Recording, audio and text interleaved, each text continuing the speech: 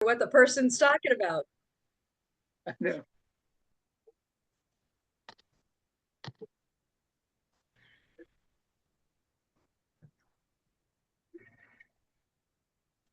There we go.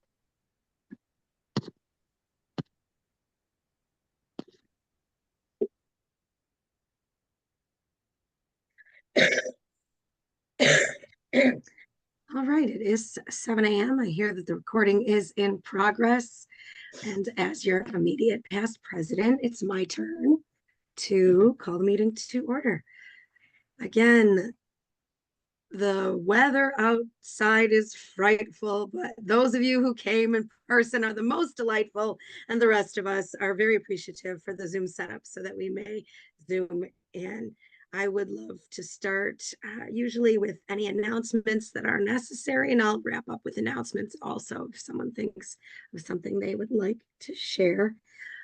I will put a reminder out there. I mentioned it a couple of weeks ago, but when Lockport schools are canceled, we definitely Zoom in, FYI.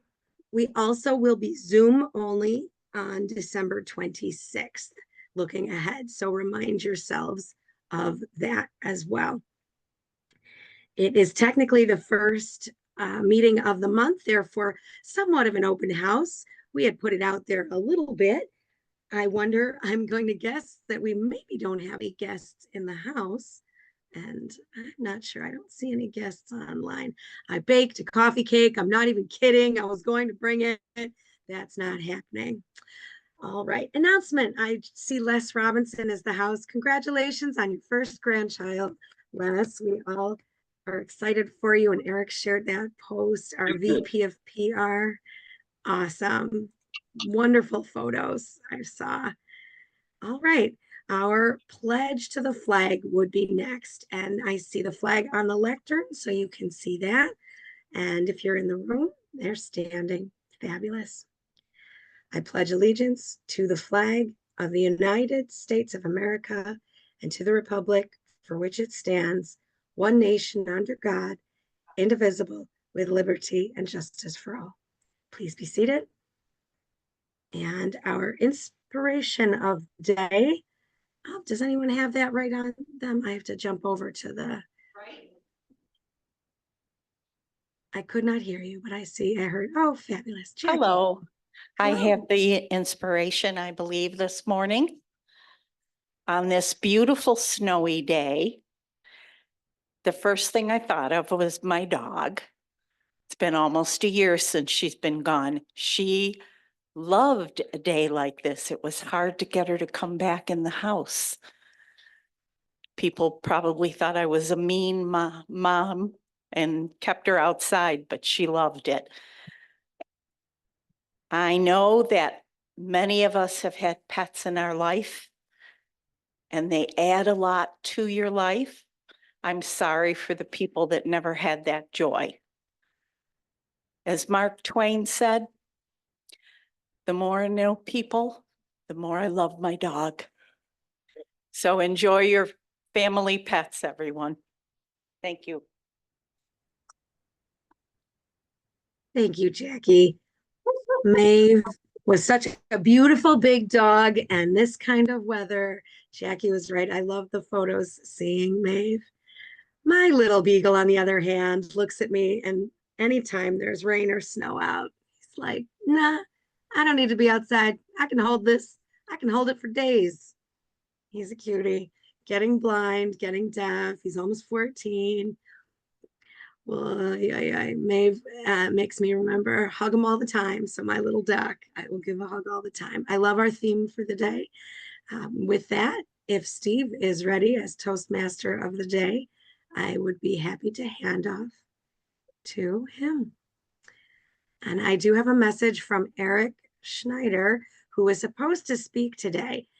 His classes were canceled, but he's doing something else that he has to Zoom on with some other students. So unfortunately, Eric is unable to attend, last I heard today. So just so you know, Steve. Okay, Steve, thank you so much.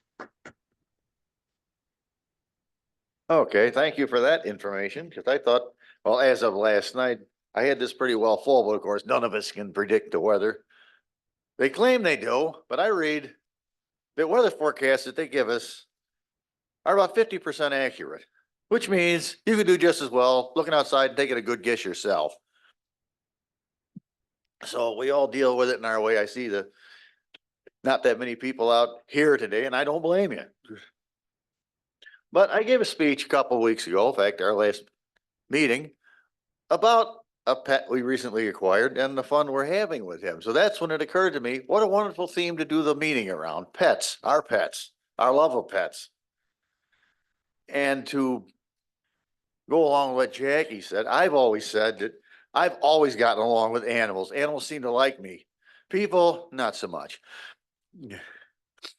But let's get right to it. Phil, are you out there?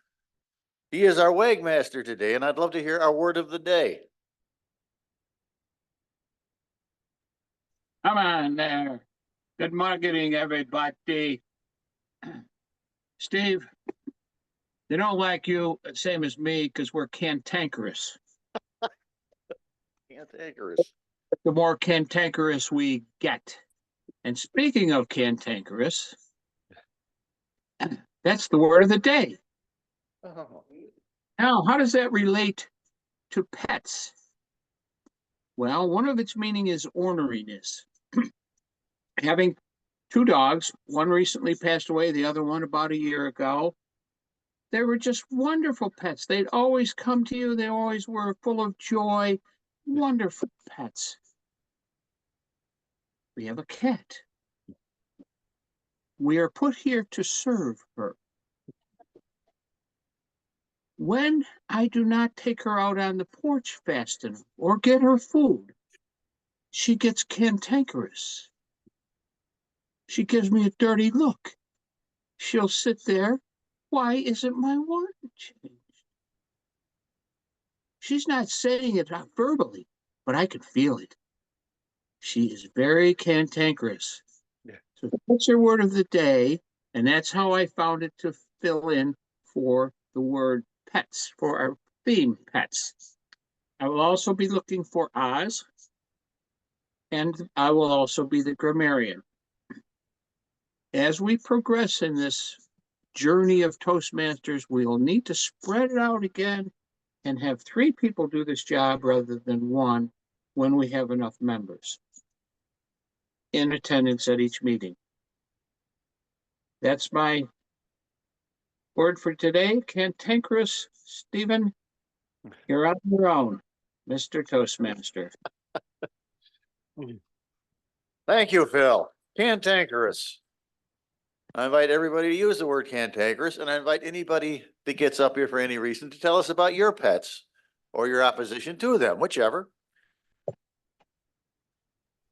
Beth Banks stepped up, Yes. sent me an email, says she would give us a quote of the day. Do you have a quote for us? I do have a code for you, Stephen. I have to agree, Phil. Sometimes you have a cat that is cantankerous. Ours, probably the worst one we ever had. She liked me. She's okay with me, but we tried to make her become an inside cat from being an outside cat. That did not work because one day Phil just walked by her. He did not try to touch her. He didn't try to do anything. And she literally did the whole 4 claws on his leg. She got her wish. She became an outside cat. That was it. Done. We also had a cat, a black cat once, who I think thought she was a dog because she would go for walks with us, which is rare for a cat. She also loved playing in the snow. She would just race outside to play in the snow. That's not a cat usually. That's usually a dog. Our dogs do like going out in the snow. Sometimes it's a little cold this morning. They decided they didn't want to stay out.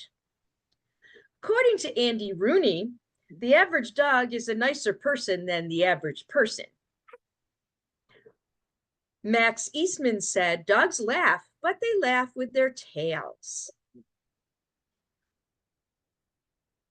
And Gilda Radner said, dogs are the most amazing creatures.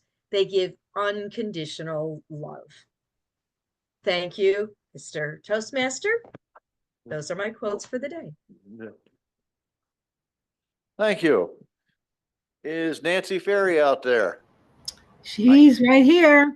Good. Can you give us a gist?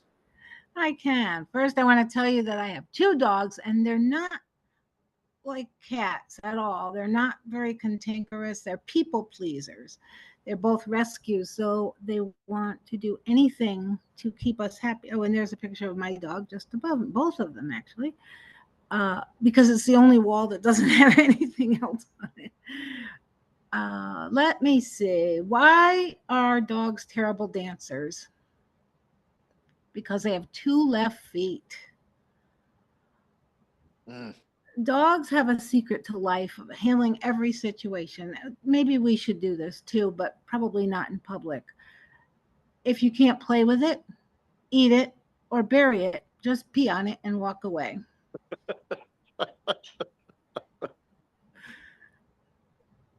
Like I said, don't do it in public. What do you call a wild dog that meditates? A werewolf. A-W-A-R-E. Let's see. What kind of dog never throws anything away?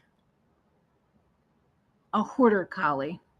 And that's all I'm going to share with you this morning. Back to you, Mr. Toastmaster. Thank you. I'd like to just give a quick rundown of who we have in the room here. We have Jill, me, of course, Abe Channon, Jackie, Mike, Dave Licata, Marty Johnson, Sylvia Baptiste, Len Thornton, and I'm not sure who is on Zoom. I don't have a list in front of me, but I see on the monitor Phil, Beth, Nancy Ferry, Kate Orr, Margot. Here we go. Let's see. Phil, Margot. Yeah. Oh, Dave Jones is here. Les Robinson, Nancy, Kate. Okay. Oh, and Mark Campus. So let's just let everybody know who's here. And Tracy. Oh, Tracy, thank you. Yeah, Tracy is here. Good. And she's one of our speakers today. So next we have our timer, Mike Florio. Mike, can you tell us what you will be doing today? Thank you, Mr. Toastmaster, fellow Toastmasters. I have had 3 dogs. Now they're in dog heaven now, but Ellie and Leo and Pete and Mac. Pete and Mac were the first 2 that we had, and Pete was a mutt, and Mac was, I called Mac a terrorist dog. He terrorized the neighborhood, and that was my daughter's dog. She wanted a dog, had the dog for a little while, and then we inherited the dog and fell in love with the dog. And he was an ankle biter that would chase everybody when they went through the neighborhood. And then Leo and Ellie were the golden retrievers, and we just loved those dogs. They were just the friendliest dogs ever. And Ellie, the sister, they were part of 2 different litters, and Ellie could run like the wind, and she was just amazing dogs. And I love dogs. I'm allergic to cats. Can't be around those. Every time we'd go for Thanksgiving, it's kind of funny. Quick story is that we'd go to my in-laws' house, and they had 5 Himalayan cats. And I would have to, before I left, everybody would take their allergy medicine, right? And I'd probably be asleep by about 15 minutes after I was there, because everything would start to close up and I couldn't breathe. And you'd see the hair just wafting through the room. Anyway, as timer this morning, we time everything, of course. Table topics will be 1 minute and 30 seconds to 2 minutes, with the green light at 1:30, the yellow light at 1:45, and the red is when you got to get out of there at 2 minutes. Evaluations are 2 to 3 minutes, with the green light at 2, the yellow light at 2:30, and the red light at 3. Speeches 5 to 7 unless otherwise instructed. So there you go, Mr. Toastmaster. Thank you. Get up there. I am in need of a quiz master today. We had one, but he is under the weather. So he let me know that and I appreciate it. So if anyone would like a job, I need a quiz master. Anybody? Okay. I'm happy to do that, Steve. If I heard we, Who this said is that? Kate. Kate, okay. If we want to do that, Yeah, thank you. yeah. So would you tell us what you intend to do then, please? Certainly. I will attempt to not be cantankerous. I don't think I have a cantankerous bone in my body. I sometimes turn it on, I suppose. I know that my dog is cantankerous. Oh my goodness. I'm glad Mike Florio just gave us a little trip down memory lane of his dogs too. It made me start thinking of pets from the past. And I don't know, they say, I suppose, that your animals are a lot like your own personalities. So maybe that's why I haven't yet had too much of a cantankerous pet until this one, but I adopted him and he was already a few years old and he's kind of a grouch ever since I got him. But his name is Doc, and that is short for Dr. Jekyll because Mr. Hyde sometimes comes out and he's a gem and is not friendly with other dogs or people much until he gets really used to them. Any case, good for that. Good for them. Just like the Mark Twain quote from earlier. I will listen as carefully as I can and maybe quiz you with some listening questions later, see how we all are listening. Remember, it was Epictetus who said we have 2 ears and 1 mouth, so we may listen twice as much as we speak. We're a listening club as much as we're a speaking club. Thank you, Steve. Back to you. Thank you. You reminded me of a cat I once had. The strangest animal. He wandered in and just sort of hung around. His tail was one color. His tail was like a gray. His body was black. His face had 2 or 3 different colors like a calico on it. It looked like he was pieced together from a bunch of different cats, so I named him Frankencat. I wanted to name our current cat that because it's got a weird colored stripe down his face, but Jill would not let me do that. So now I would be remiss if I did not introduce my general evaluator, and I hope he is not cantankerous today. Marty Johnston. Thank you, Mr. Toastmaster of the Day. David Jones, hi, how are you? Nice to see you. David Shannon has hands up there waving. David, good morning.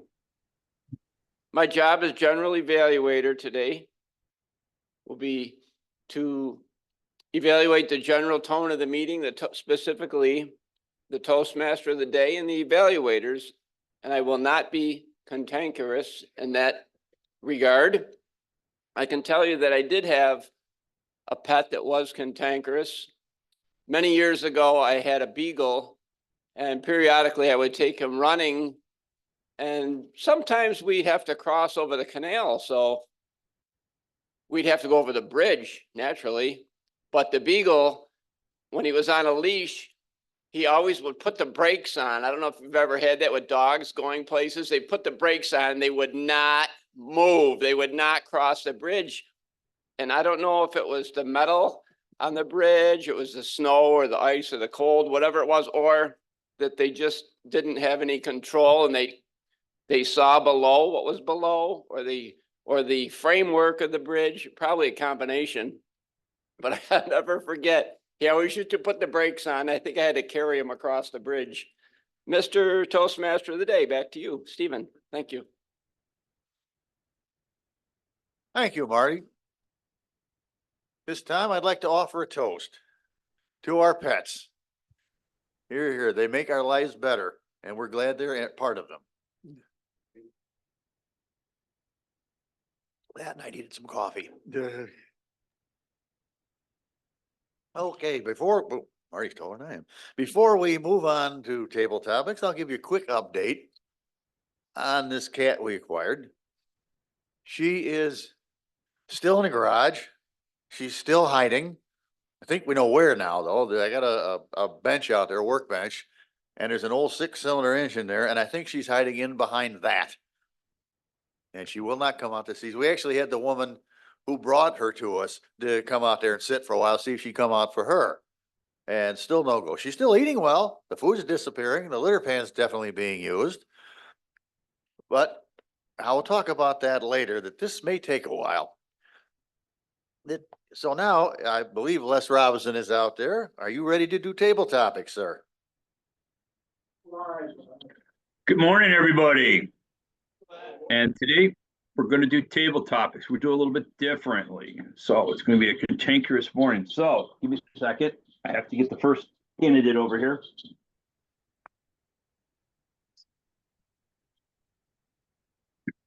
And there is a method to the madness. Yes.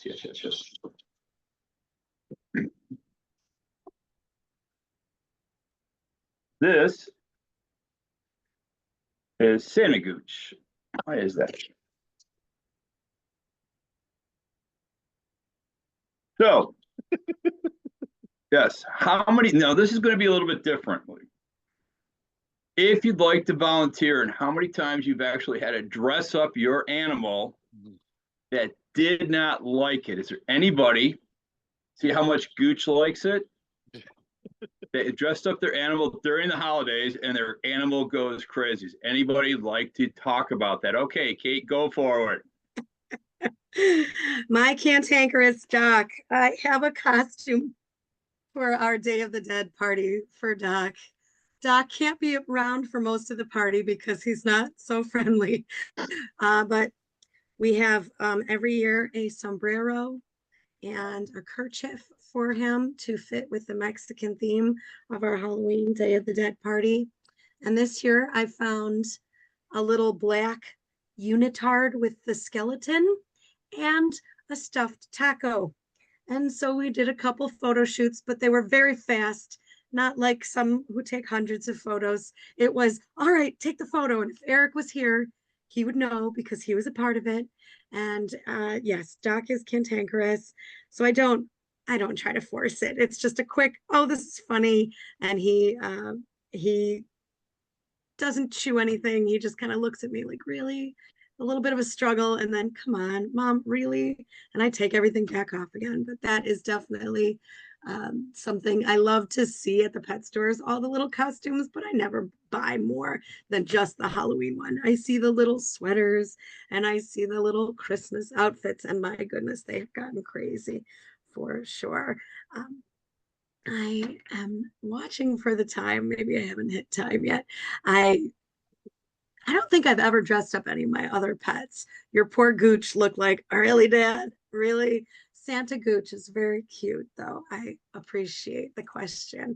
And I hit the green. So back to you, Mr. Table Topics Master. Okay. Next one we have Ava. And Ava loves wearing her hat, and she just sort of sits there. So do you have anybody want to volunteer when they have a pet that loves to wear the hat or dress up and they just hang out? Is there a volunteer out there that would like to do that? Or I will call on somebody. All right, Dave, is that Dave in the back? Yeah. All right, Dave, go for it. Oh, Kiva, you're so cute. She's so cute. She doesn't seem to care So at all. cute, yes. Thank you. Yep. Thank you. I wouldn't say that my dog had a full costume on, but I was lucky to just come off a cruise to the Caribbean. And we're also very lucky that my daughter-in-law, she watches the dog for us. And in return, we watch her dogs when they go away. Well, here I am on the cruise. First day we're on the cruise, or it was maybe the second day, was Sunday when the Bills played the Kansas City Chiefs. Now, I'm from New York City. I'm a Jets fan, so I've been suffering for a while. So when the Bills game was on, my daughter-in-law took it upon herself to dress up my dog with a Bills neckerchief, a Bills hat, and sent it to me. Before you leave on the cruise, I just want to let you know Brody is now a Bills fan, and he will always be a Bills fan. And I'm saying to myself, you know what? You do so much for us. Western New York deserves a winner. You haven't had that experience yet. So I want the Bills to win this year. I really do. My Jets, stick a fork in them, they're toast. And they will always be toast. They can get the first pick in the next 10 rounds and they'll still mess it up. So with that said, Brody now is a Bills fan. I hope you win because I've already had 5 championships while being in New York City, 3 of them in 1 year when I was in high school. So now I have a Bills fan for a dog. He didn't really mind too much because she gave him lots of treats. Thank you so much.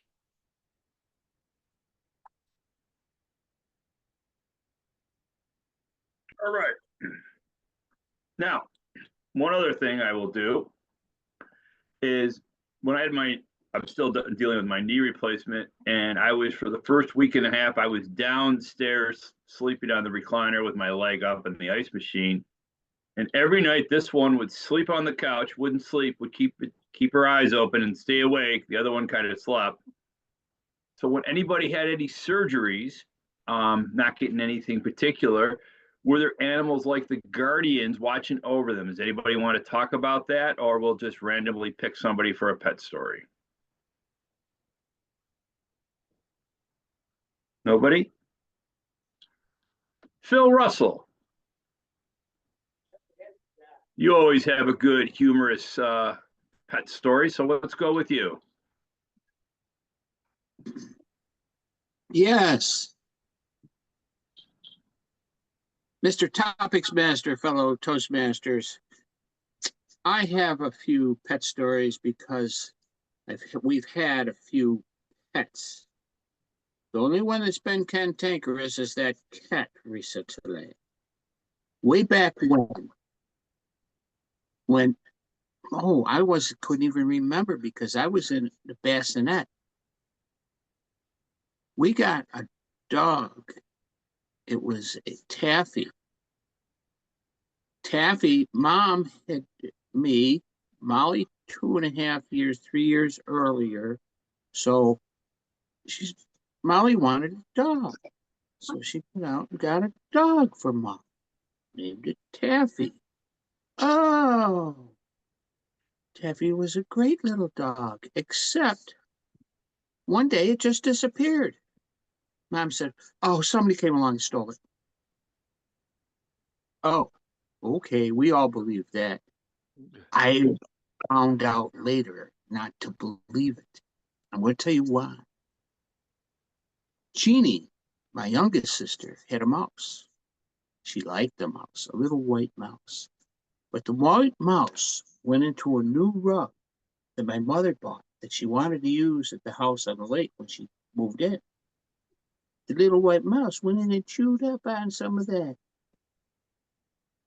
All of a sudden, it came out of the rug. Moo, we affectionately call Moo, grabbed that white mouse by the tail, opened up the window from upstairs, and flung it right out into the snow. From then on, Jeannie called my mother mouse murderer.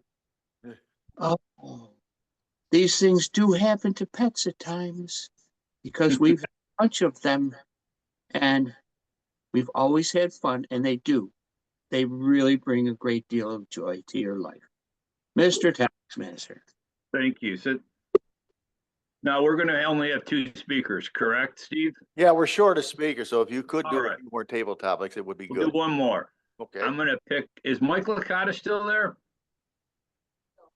I saw him on the list. Yes, I am. Good morning, Mr. Mike? Table Toastmaster. I'm basically going to throw it back to you. What are some of the, do you have any pets? Did you guys ever have any pets at your house? Good morning, fellow Toastmasters and our guests this morning. I did not.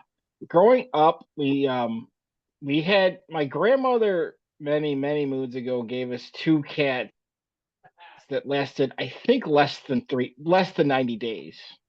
And we found presents left over from these cats about 2 years after my parents got rid of them, because as much fun as many ways as pets try to teach responsibility for kids growing up, as much as you try to learn how to take care of another creature, my parents were very cantankerous when it came to dealing with pets.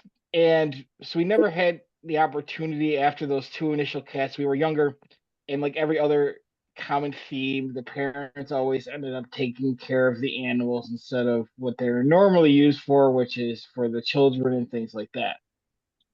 So growing up, I didn't have cats. The last couple of years, I've had a couple of opportunities to house sit for pets for friends if they've gone away, more dogs than cats. So I've never didn't really grow up learning had to learn responsibility different ways. Never really had a tremendous opportunity to take care of pets. I understand they're a lot of work and they become a lot of work. So that's why I've always been more of a selfish person and not as giving when it comes to having pets. Mr. Table Topics Master. All righty. I'd like to thank everybody today, and Gucci's down having her treat, but Ava had a good time. And well, if she was a human, she'd be joining Toastmasters, but she had a good time. So thank you, everybody. Thank you, Les. Now, we need some reports. Our word master, Phil, how did the word do? Okay. Mr. Toastmaster, cantankerous was used well. Kate, yes. Phil, yes. Mike Licata, yes. Dave, unfortunately, I did not hear the word cantankerous.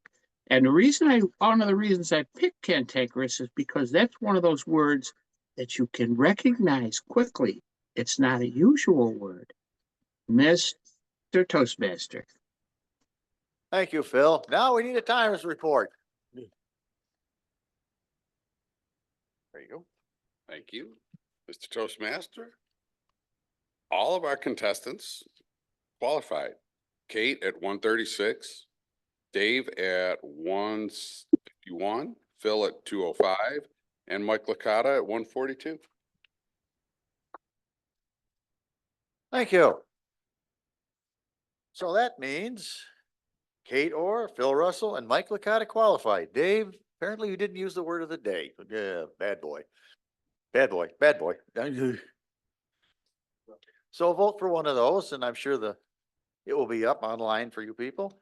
Now, I started to talk about our cat. Now, there's a great article in the Old Farmer's Almanac or the Farmer's Old Almanac or whatever the heck this thing is about cats. It calls what we have a spirit cat, an animal that was disrupted in its adult life, or any animal which is shy toward people, which is what we have. So, and we already knew with most of this that we have to be patient and let her come to us. But what it does say in here, it might take weeks, months, or never for this cat to warm up to us. Well, all we can do is be patient, make sure she's fed, taken care of, and let her make the first move. No matter how long it takes. She's not in any harm out there. She's not a nuisance. She's not in the way. And we'll take as long as it takes to get this cat to recognize us. But there are other things in there. Many people know the cats like to knead. It's called kneading, or it's called different things, but basically it's called kneading. Now, they have a lot of reasons for this in here. They're happy. They're mimicking when they were young and nursing. I have a question when I read all these books about cat psychology. How in the hell do you know what's going on in that cat's mind? We don't know what's going in the cat's mind, and we've had one for 20 some years. They do what they want to do. And somebody touched on this earlier. The cats do train us very well. We know what they want, which is probably why cats are a better pet. They don't need a lot of attention. They don't want a lot of attention, and they will let you know when they do want attention. So as has been mentioned, I don't know if everybody heard it, Eric Schneider is unavailable today due to weather and a lot of factors. So we'll start with speaker number 2, who is Margot Sue Bittner, who was evaluated by Jill. If I can invite Jill up here to introduce her. Yep. Well, first I'm going to give a couple critter stories. I had a store cat named Bibber. She was a tuxedo cat, fairly small, kind of long-haired, very pretty cat. She fluffed up tremendously in the winter, and then she shed it all in the spring, to the point that some people thought she was a different cat in the summer than she was in the winter. Did you get a new cat? No, it's her. Bibber would sit out on the street, on the sidewalk, waiting for people to go by the store. Walk by. We were in the central business district, so there was street traffic. The post office was right around the corner. She would sit over by the fire hall, which was at the one edge of the property line, and she'd follow the people. And if they didn't bend down and pet her, by the time she got to basically my other property line, she would become cantankerous and jump on them. Twice, she bit little boys on the butt who were just at the age that they should not have been in diapers anymore. I don't know, maybe she knew something. And then I had a dog named Shep. He was a German Shepherd, as you can probably guess. And back before people were dressing up animals, one day I put a t-shirt on him. If it is possible for a dog to be ashamed of himself, he hung his head. He was disgraced with himself for having that t-shirt on until we took it off. And he was back to being Shep. So that's some of my animal stories. All right. I am evaluating Margot, who is doing the strategic relationships path. She's doing a level 1 speech. Let's see, writing a speech with purpose.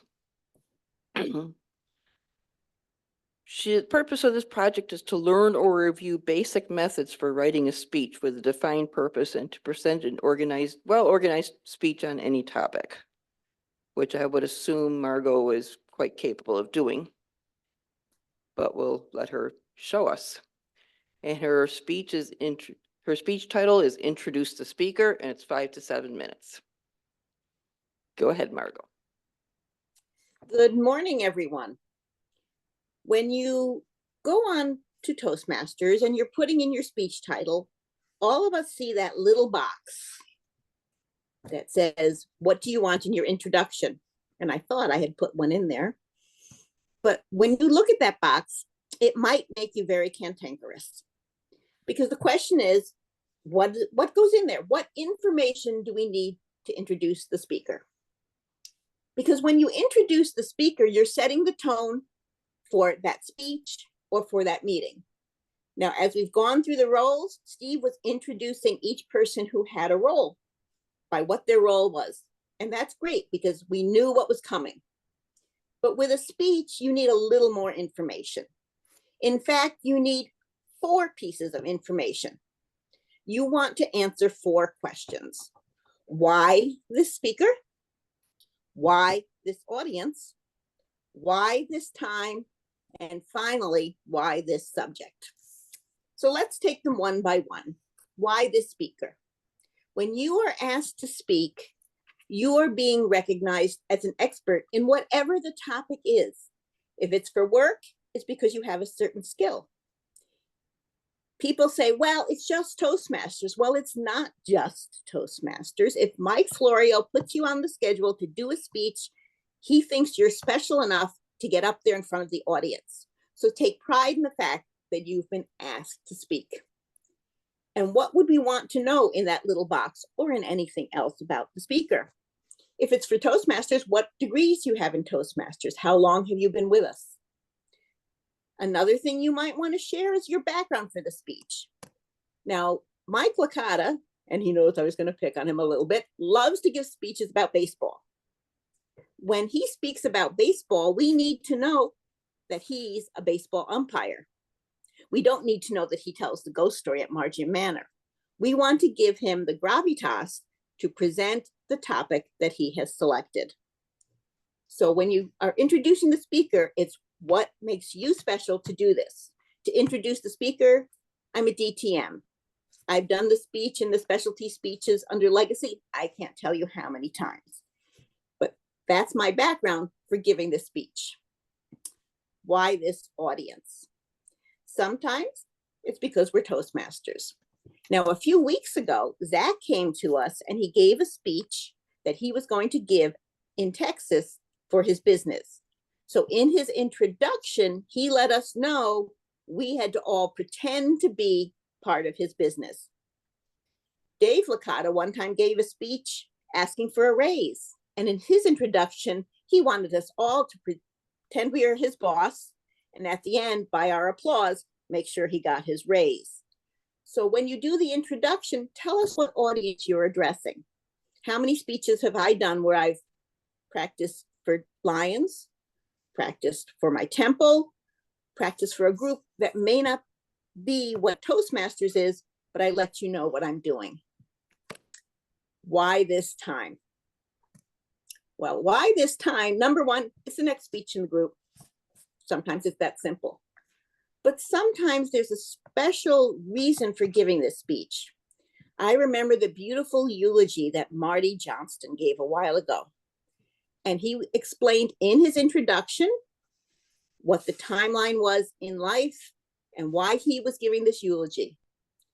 The other thing you want to include when you say why this time is what you want to learn from this speech. What skill are you focusing on that you are improving?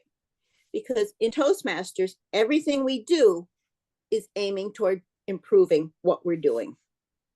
And the final question is, why this subject?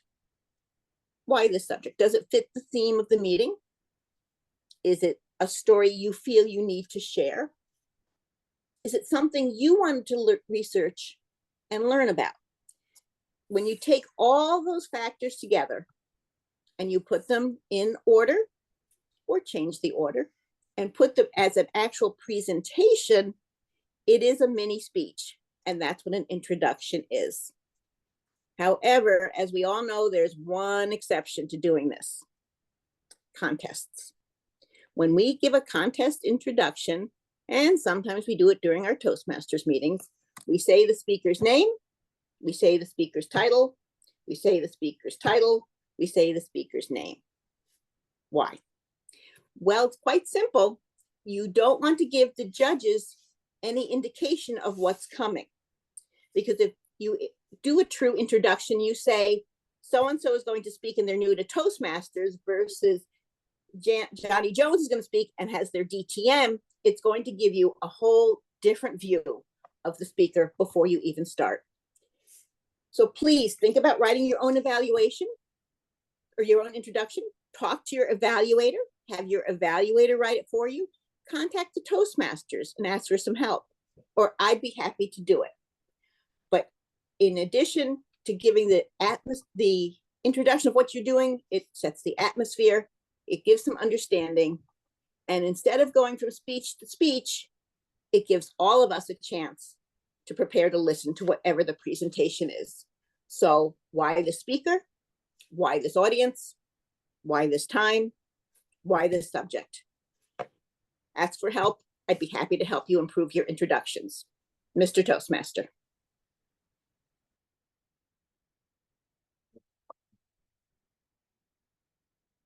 Thank you, Margot. Our second speaker is Tracy Farrell, who will be evaluated by Sylvia Baptiste. I do have an animal story, animals. I may have spoken about Nyla. She's a Pomeranian dachshund. And Nyla came to us, my youngest son thought he wanted this dog. He was a rescue. He came from Georgia or somewhere down south. They shipped her for free. So that should have been clue number one. We were going to have our hands full. But I do have a black tuxedo cat, and she is the queen, Shadow, and she took all the mannerism of my oldest son. Very calm, everybody loves her. She's a very sweet cat. So she's the queen, and Nyla is the princess. And Josh brought Nyla home thinking, I'm going to take her with me to SUNY Canton when I'm there, and because it's a vet school, they were allowed pets, and Nyla's going to help him meet girls. So as this dog was with us during the summer, I told Josh, there's no way you're taking her to school. You would never take care of her. You play baseball, you travel with baseball. And Nyla ended up being my husband's pet, which he didn't want any animals. So they're the best of friends. This morning, Tracy is working in Pathways like everyone else.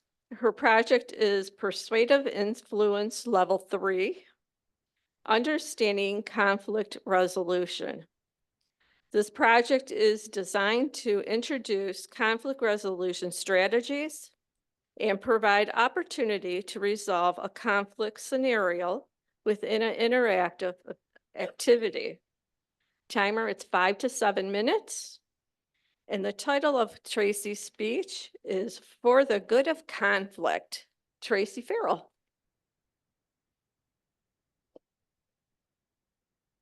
Quality of our lives isn't dependent on whether or not we have conflict in it, but how we respond to it. Fellow Toastmasters, most of us tend to believe that we've had a bad day when we run into some sort of conflict. And let's be honest, there's not a day that goes by that we don't have some type of conflict. It can be as simple as trying to get our kids to go to bed at night, or as complicated as a reporter fighting the school district over face recognition technology.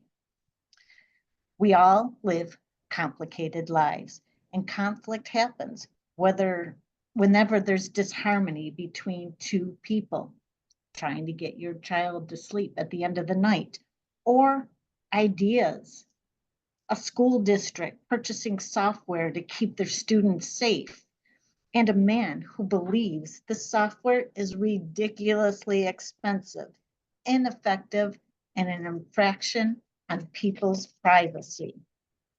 But if we look at conflict with an open mind, it can actually be an opportunity to improve our relationships and the organizations that we work with. So this past week, I attended a Rotary meeting and heard a presentation from Jim Schultz. And for those of you who don't know him, it's safe to say that he is a pot stirrer in the city of Lockport, and he's especially involved in politics. Yes, he might be a little bit cantankerous. Now, I'm not disparaging him because he will self-admit that's what he does, but he does it from the bottom of his heart, not to degrade people, but because he loves our community so much, he wants to make it a better place. Much like that parent who wants their child to fall asleep at the end of the night. Jim grew up in the state of California. He studied at Berkeley University. So that gives you an idea of how liberal and how much he cares for people. And then he went to work for the state of California.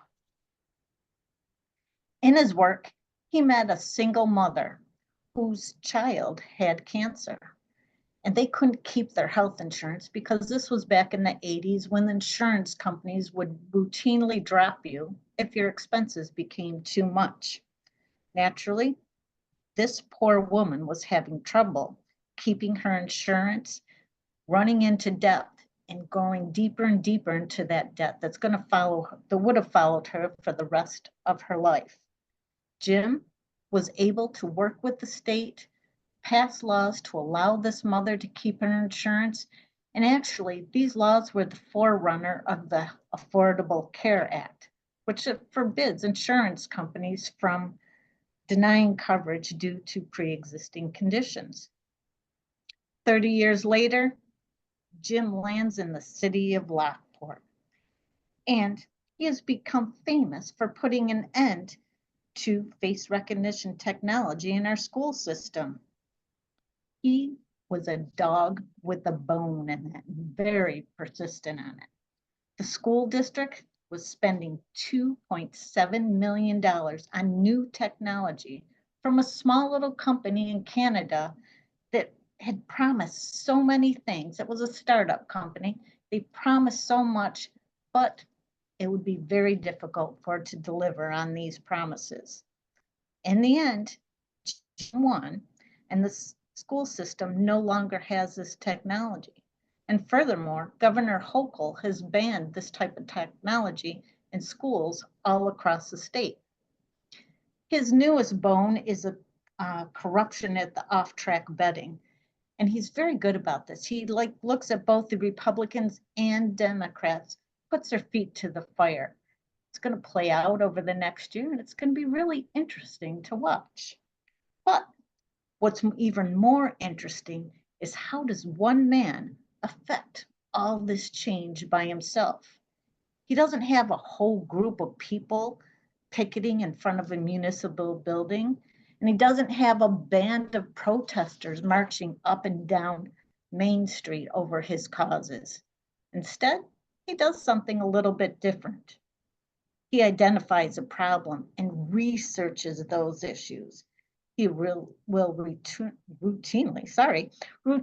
attend meetings to get and gather more facts, and then he asks thoughtful questions. Also, he'll actively listen to both sides of the conflict, engage in positive interaction. As an example, a lot of you may know he's been extremely critical of our current mayor, but I've also seen him in social situations where we'll go up, shake his hand, and they'll have a long conversation as if they were best of friends. That's because he focuses on the issue and not the person. And finally, he jumps in only after he understands an issue and can engage in intelligent debate. So often we see on Facebook people engaging in conflicts, and they really don't understand the issue.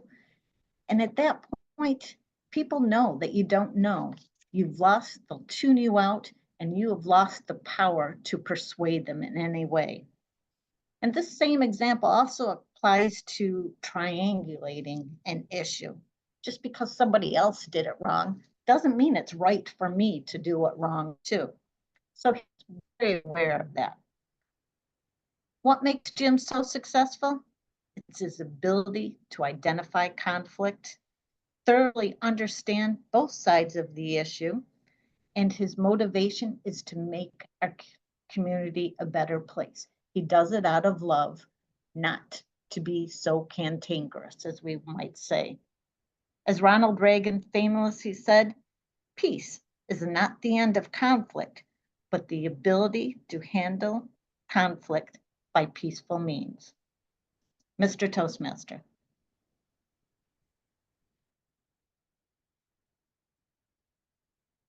Thank you, Tracy. Can we get a timer's report, please? Yeah. Sure, go ahead. We got lots of time. Certainly. First, I'll do the timers report, please. Margot came in at 6:08 and Tracy came in at 6:56. So they both our contestants have qualified by time. I have another little story anyway. So my first dog, Pete, his name was. We named Pete after Pete and Pete. It was a show. It was a cartoon that my kids really loved. So we named him Pete. And Pete was what I would call a free range dog. We would allow him to have reign of the neighborhood. And we live on about an acre of land and we live close to 78. Well, unfortunately, Pete got hit by a car. Now he survived that and had a long life after that, which was good. But my next dogs, I wanted to make sure that didn't happen because Pete would, with his free range, he would also leave little deposits at the neighbor's house, and they weren't really too keen on that. They got a little cantankerous with me. But then, so what I wanted to do for Leo was I wanted to make sure that he stayed in the 1 acre, and I got an electric fence that you bury in the ground, and I put it all the way around. I dug it all up and everything. And this fence worked so well that I used to run with my buddies, and Leo he'd want to come with us, you know, and he'd get all excited. But when I got to the end of the driveway, he wouldn't go beyond there. And I said, come on, it's okay. We turned it off, Leo. Well, he wouldn't know I turned it off. So we'd have to, my wife would have to put him in the car, drive him out of the driveway, and then he would get out of the car and run with us. And then when we came back, we'd have to put him in the car again and drive him in the driveway and bring him back. But he was safe, you know, so that was it was always fun to have him. He weighed about like 140, and he'd go about 2 miles. And on the long runs, I'd have to call my wife on the cell phone and say, you got to come get Leo. He's done. He's toast. Mr. Toastmaster. Thank you. Probably already voted by now, but I'll mention it anyway. Vote for either of the 2 speakers, Tracy or Margot, for Speaker of the Day. Now, I mentioned a cat that hung around my place that I called Frankencat. I didn't know how appropriate that was. Because, as I say, he was a feral cat. He'd come and go. Then one day I found him, and he was very, very badly injured. But of course, being a wildcat, I couldn't get anywhere near him. He was hiding underneath the vehicles that were there at the time. And I could see he was in bad shape. I figured he'd probably go off and die somewhere because I couldn't get to him to help him. A few months later, he was back again, looking fine. I mean, this thing really is like Frankenstein's monster. You can't kill him. But I haven't seen him in years, so I don't know whatever became of him. But that was just one of the few very appropriate names I gave an animal. I come up with some I'm not going to repeat here. Just whatever the animal did, it struck me. We had some cats. He had a mark on the side of his face that looked like he was running, so we called him Snuffy. And she thought that was funny, Snuffy Smith. Remember the comics? So we had another cat we called Google because of Barney Google. And that same thing. Yeah. What? Barney and Google. But some other people thought we called him Google because of Google. No, this is going back further than that. I always told people, if we had another cat, I had another name in mind. Mr. Trivia, Barney Google's horse.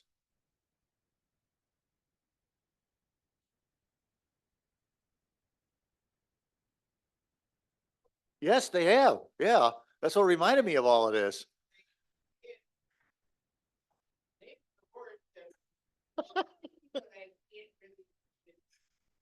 Dave Licata does not know the answer, people. It was. No, it was his nephew, I think. Grandson, whatever. I knew it was a relation. The Spark Plug. Spark Plug was the horse's name. But that was the side. And another animal we had, she didn't mention, was her cat, Blackie. Blackie would have made a great Toastmaster. He was a store cat. You know, she had him when she had the store. He loved people. And you better give him attention when you came in there. We loved having him around yard sales because people come in. He was right over there being friendly, which is good for business. Unfortunately, one day I was out working on our front porch and I heard a meow. Oh, that doesn't sound good. So I went looking and I found Blackie underneath the desk. And I said, this animal's hurting. Something's wrong here. So I got on the phone. Jill was over at her dad's place.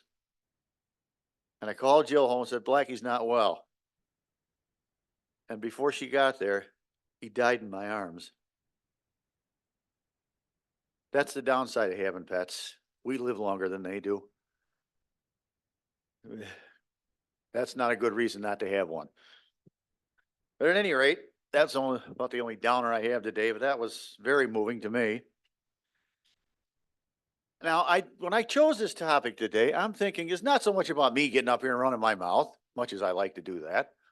It was about hearing everybody else's stories about their pets and how the pets interacted with their lives that I find fascinating. I'm glad a lot of people have come forward that today. So let's move in to our evaluation program. And first we have Jill. I hope I didn't steal your thunder by talking about Blackie. Well, who will evaluate Margot?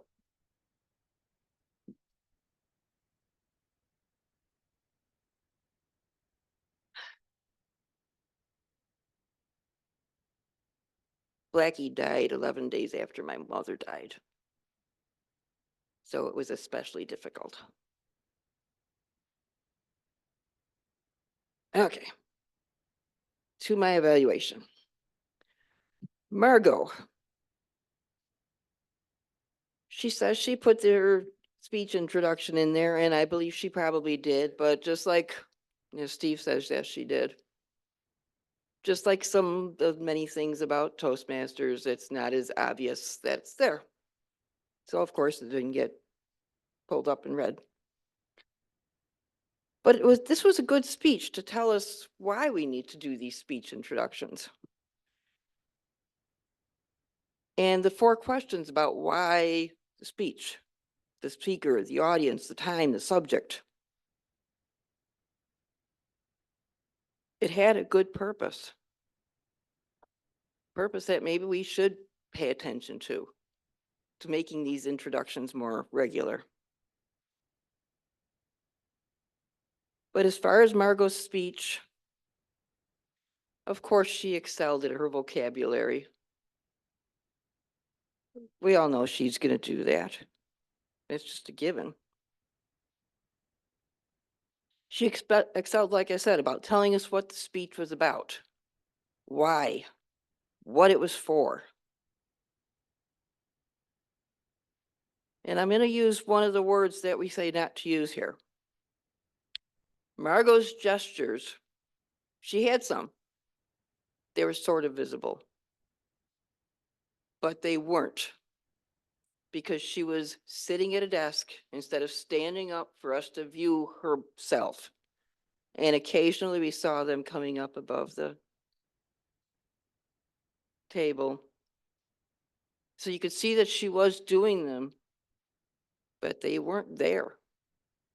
And that's something that is difficult to do, but some people have gotten in the practice of standing up for their speeches, and it does help. Another thing that was very distracting, that it would have been different if she was here in person, was there was a time audio visual delay. For those of us who happen to be watching her and not just listening, the mouth and the voices weren't syncing up, and that's incredibly distracting. But all in all, we know Margot can do an excellent speech. She almost always accomplishes what she's trying to do. And she did it this time too. So I don't know what she's going to do next time, but we'll find out. Thank you, Mr. Toastmaster. Thank you, Jill.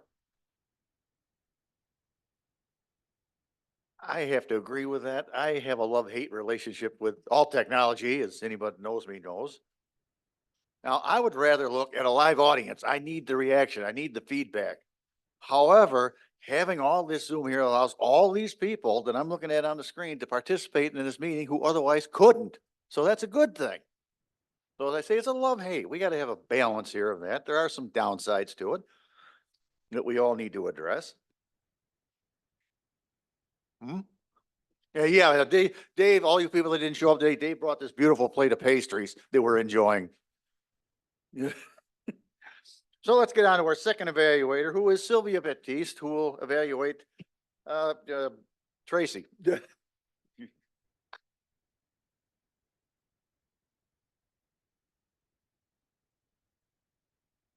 Tracy had a great opening.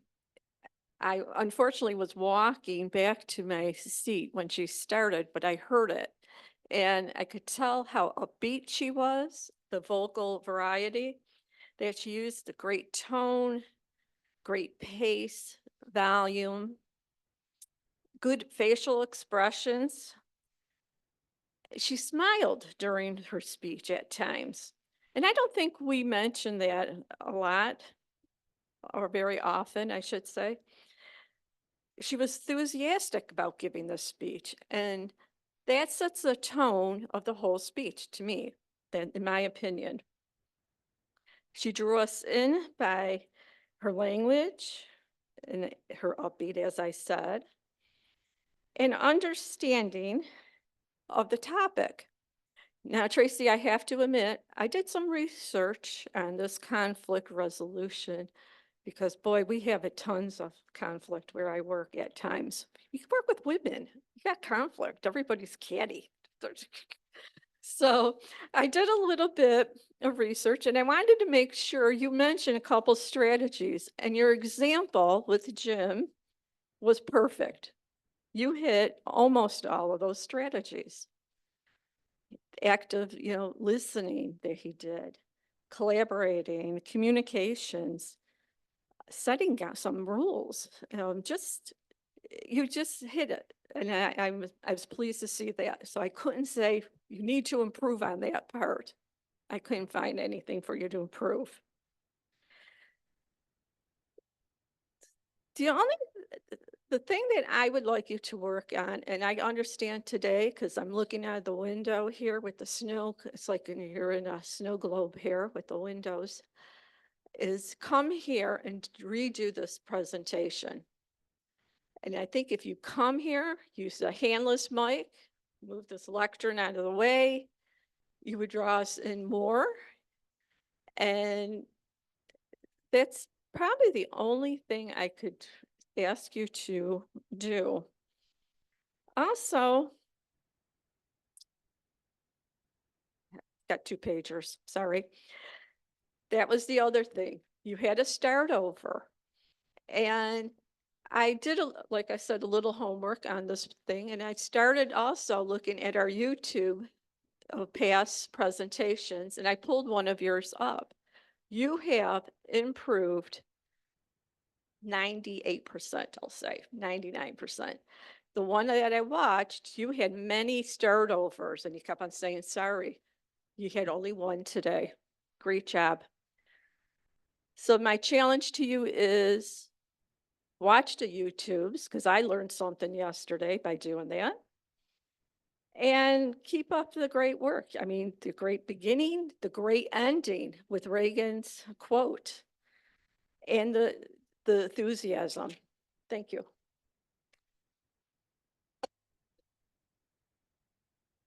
Thank you. And now for the final time today, I will call upon our timer for a timer's report. He's coming. Morning workout, it's kind of running up and back and forth. Both of our evaluators qualified this morning. Sylvia coming in with the help of the buffer at 318, and Jill was 251. Mr. Toastmaster. So you can vote for Jill or Sylvia. I have one more story I'd like to tell. This is not so much about pets. The whole thing is about our relations with animals. Now, I've always, as I said, gotten along with animals. I will look at an animal. I don't care what the owners tell me. That dog tells me everything I need to know just by looking at his disposition. And we were down to Wheatsport Speedway. A bunch of us had gone down there for the races for the weekend. And I'm walking across the campground, going back to camp for whatever reason. I don't remember. Doesn't matter. This dog comes out of a campsite. He's barking his head off. He's going to rip me a new one. I just looked at the dog. I said, "You're not fooling anybody." The dog stopped, started wagging his tail, and I just made a new friend. And the owner was sitting there. He said, "I'll be bleeped. I'm not going to repeat what he said." The owner was totally surprised that I did that. But I said, the dog, I could see the dog. his disposition, I wasn't worried about it. I've seen other dogs. I'm not getting close to them because I know that they mean business. As I said, the dog tells me all I need to know. And that's one of the reasons I wanted to talk about pets today. We have all had interactions with animals, some good, some bad. And I wanted to hear that from everybody. And I have, and I thank you for your help in all this. It was fun. And with that, I will bring up our general evaluator, Marty Johnson.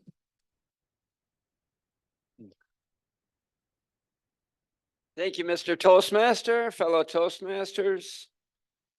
What a wonderful day to be at AM Lockport in person. And Steve, thank you for bringing us the theme pets.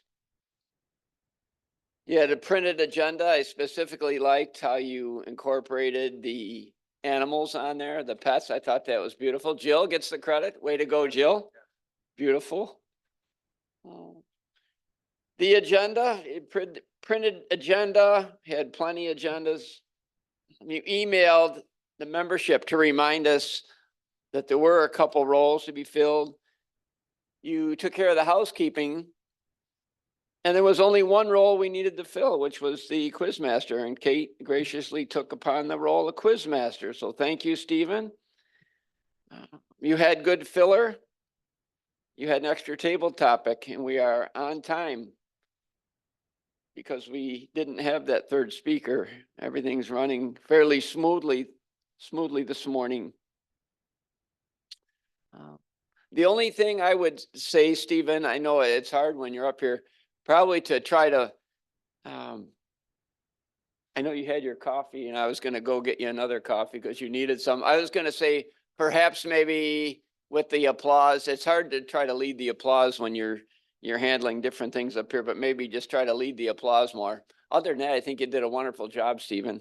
And I really do like the agenda, and I'm going to get with Jill for any future times when I'm Toastmaster of the day, because I could not sit at the computer right now and do that. So I need to brush up my skills. To the evaluation program, we had two evaluators and both used what we call the sandwich approach. Jill, you pointed out some good things that Margot did, and then you gave her some suggestions for improvement, and you gave her praise. It was good. And then Sylvia evaluating Tracy's speech. Sylvia, you also used the sandwich approach. And I appreciate, and I'm sure Tracy does also, that you did some research on her project. That really struck me that, wow, she really went the extra mile and learned a little bit more about the speech.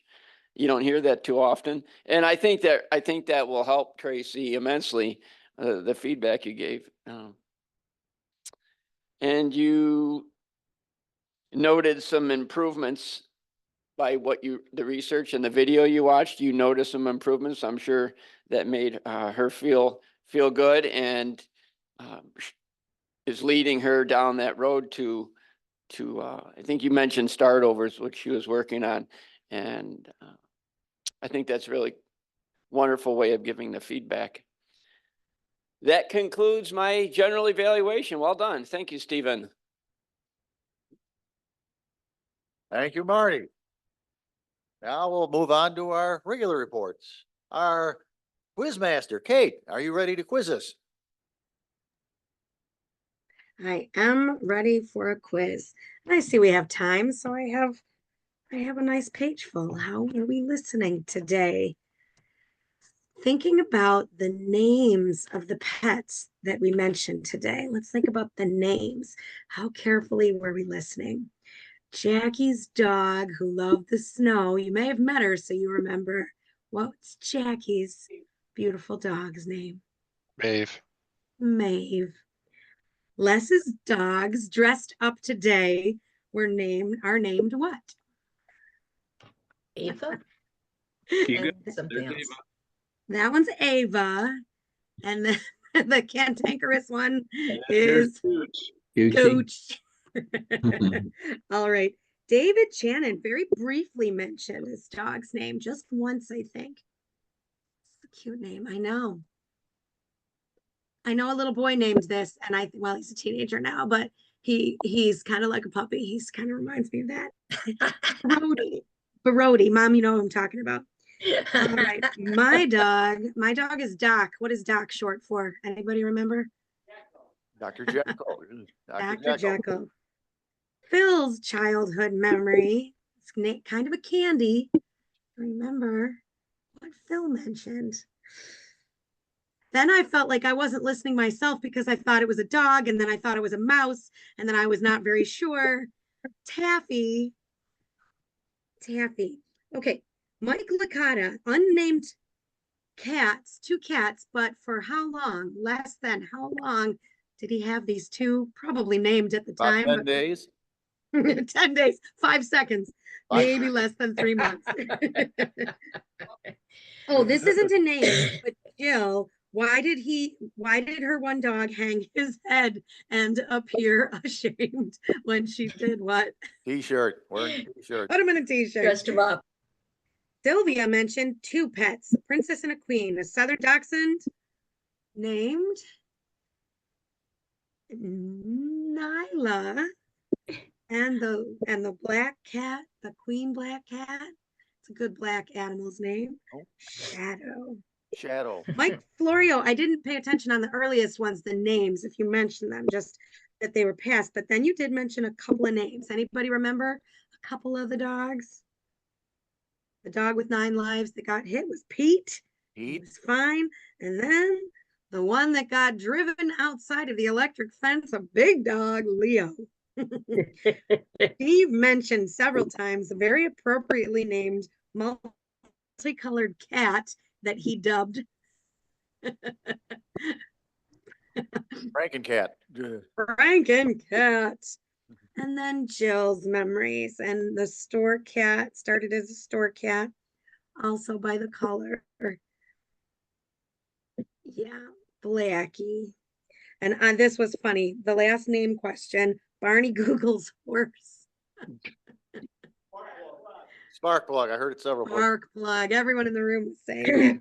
Okay, Steve, to wrap up, I loved your message, and especially how their passing is not a reason to not have pets. They have so much love to share and give us. It's unconditional. They don't pass judgment. They don't ask questions. They don't pass criticisms. And to conclude that thought, I saw a quote. It said, having pets will bless you with many of the happiest days of your life and one of the worst. It's so, so true. And one final call to action. CJ Frick said, be the person that your dog thinks you are. I love that. Thank you. Back to you, Mr. Toastmaster. Thank you, Kate. Now, I can't put this off any longer. I will introduce our Wagmaster, Phil Russell. Oh, Mr. Toastmaster, thank you about your quick dog story. Our second family dog was a German Shepherd. By now, we had 5 in our family of children and 2 adults. That was the best dog ever. They are just as they say they are, shepherds. They take care of the family. And she did protect our family very nicely. And if you ever saw her, she had an imposing figure that you didn't mess with any of the Russell children. My father liked it that way. Very good. On to grammarian, my worstest of all jobs. Everyone has been doing so well with grammar. We don't get complicated. We keep it simple. I like it that way. And I felt that everybody did a great job on the grammarian. As far as the Oz, we had 4 people that had Oz in their speaking engagement. We had 2 that used so inappropriately, and just 1 repeat. Not too shabby. We're getting really good. Now, as far as the word for the day, we were not cantankerous at all. Only 2 people did not use the word. That was great. I thought that word worked out quite nicely. Mr. Toastmaster, Well, thank you, Phil. Now we have some winners to announce. Our best table topic speaker today was Kate Orr.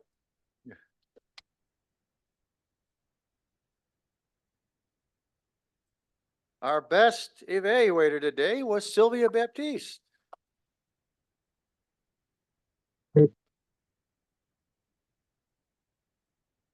And our best speaker today was Tracy Farrell.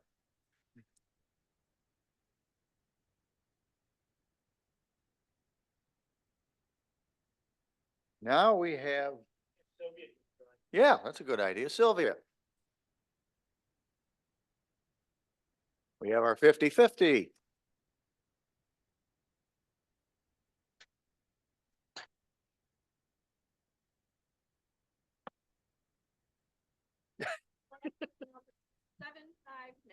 Seven, five, nine.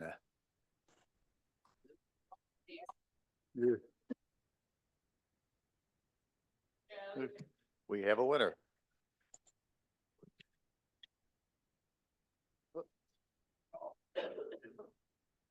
Now, who is our officer of the day that's going to close the meeting out?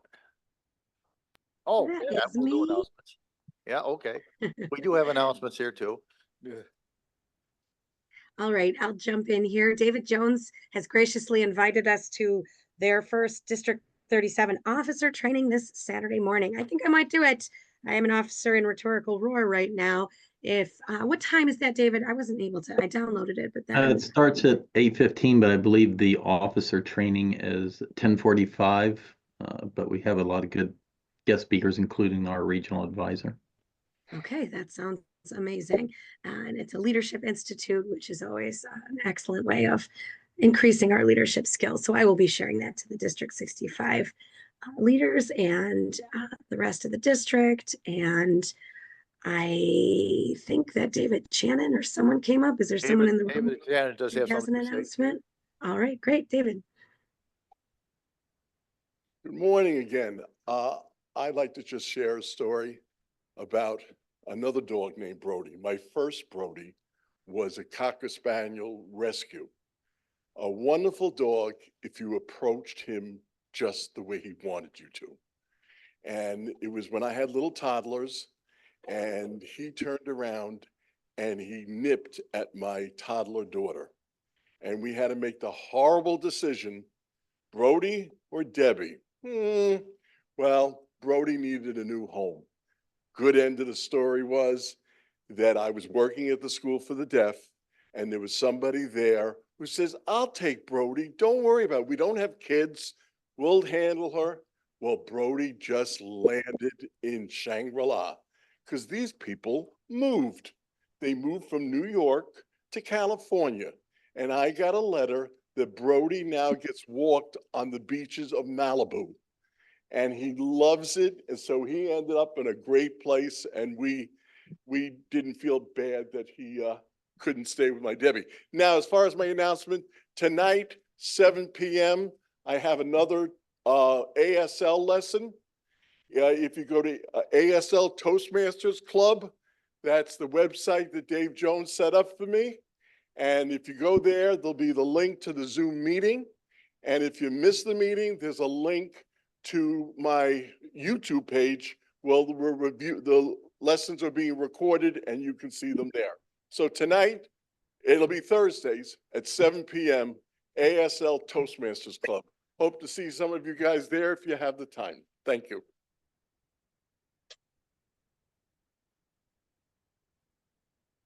Do we have any other announcements?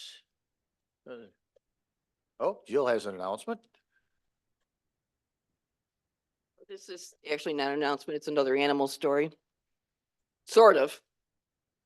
When I was going to move in to Steve's house, and I told my mother, and she was just, he's been living by himself a long time. Are you sure he can handle this? I said, Mom, you should see how he treats his cat. He can handle it. Well, thank you for that. Yeah. Well, I see no more announcements here, but nobody online. We can call this meeting over.